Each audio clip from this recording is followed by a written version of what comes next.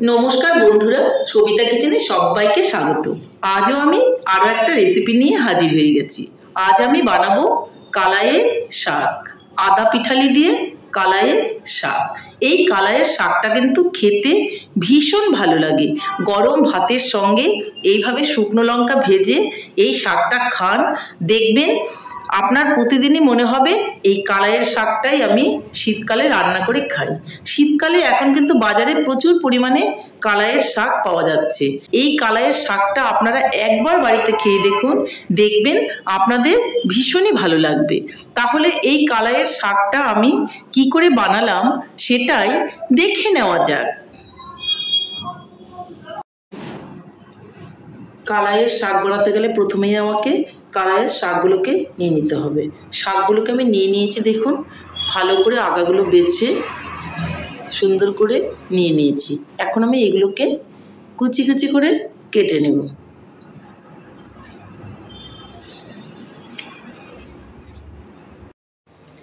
শাকটাকে আমি ধুয়ে একটা ছাঁকনির মধ্যে নিয়ে নিয়েছি, দেখুন খুব সুন্দর করে আমি ধুয়ে নিয়েছি।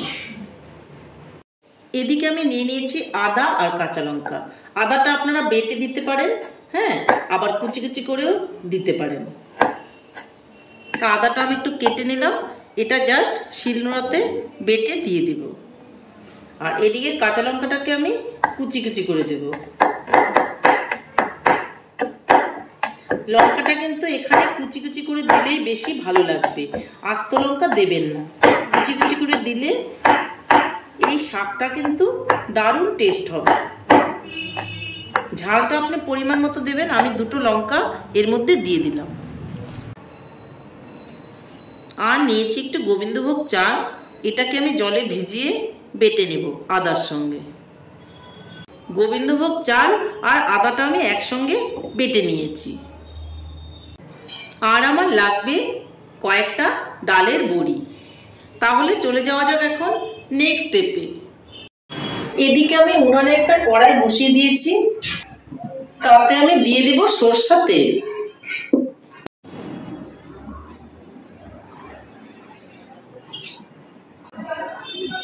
তেলটা গরম হয়ে গেলে আমি ডালের বড়িগুলো ভেজে নেব।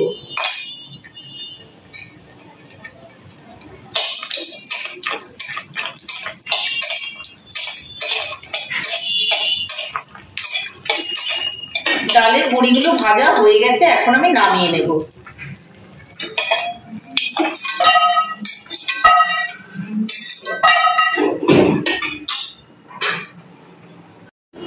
ওই তেলের মধ্যে আমি দুটো শুকনো লঙ্কা ভেজে তুলে নেব।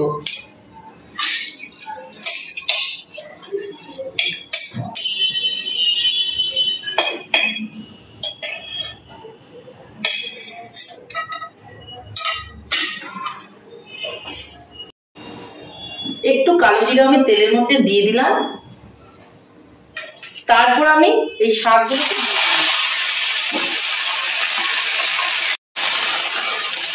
এখন আমি দিয়ে দিব কাঁচা লঙ্কা কুচিগুলো।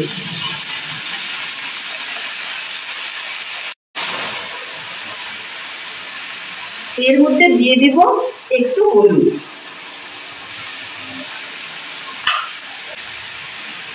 একটু লবণ,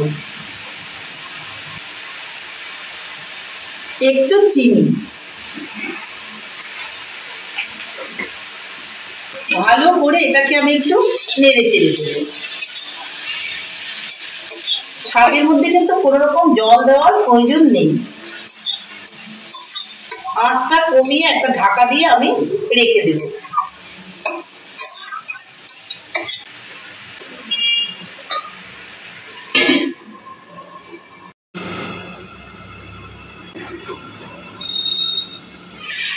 ঢাকনাটা তুলে নিলাম, দেখুন শাকটা কিন্তু অনেকটাই হয়ে এসছে।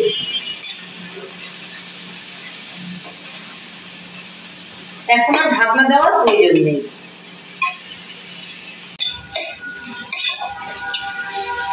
এই শাকটা কিন্তু একটাই মজা, যে কালারটা কিন্তু সবুজই থাকবে, মনে হচ্ছে যেন যেরকম কালারে আমি রান্নায় দিয়েছিলাম ঠিক সেম কালারটাই রয়ে গেছে। এই কালাইয়ের শাকটা কিন্তু খেতে ভীষণ ভালো লাগে। আমরা যে কালাইয়ের ডালগুলো খাই শীতকালে, সেই ডালেরই কিন্তু এটা গাছ, যে কালাইয়ের ডাল হয়, সেই শাকটাই কিন্তু আমি রান্না করছি। খেতে কিন্তু ভীষণ ভালো। বাড়িতে যদি বানিয়ে না থাকেন, একবার বানিয়ে খেয়ে দেখুন।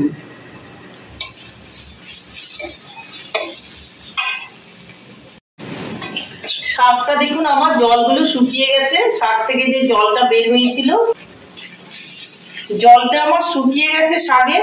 এখন আমি যে ভোগ চালটা বেটে রেখেছিলাম আর আদাটা একসঙ্গে বেটে রেখেছিলাম সেটাকে দিয়ে দেব। এটাকে বলে পিটুলি বা পিঠালি। এটা দিয়ে ভালো করে নেড়ে চেড়ে নেব। এটা দেওয়ার পর আমি যে ডালের বড়িগুলো ভেজে রেখেছিলাম, সেই ডালের বড়িগুলো একটু ভেঙে ভেঙে দিয়ে দেব। আর নেড়ে চেড়ে দিলেই কিন্তু রেডি আমার কালাইয়ের শাক। দেখুন কতটা সুন্দর হয়েছে। এই যে আমি পিঠুলিটা দিলাম বা পিঠালি বলতে পারেন দিলাম, সেটা কিন্তু শাকটাকে একটা আঠালো ভাব আনবে আর খেতে ভীষণই ভালো লাগবে।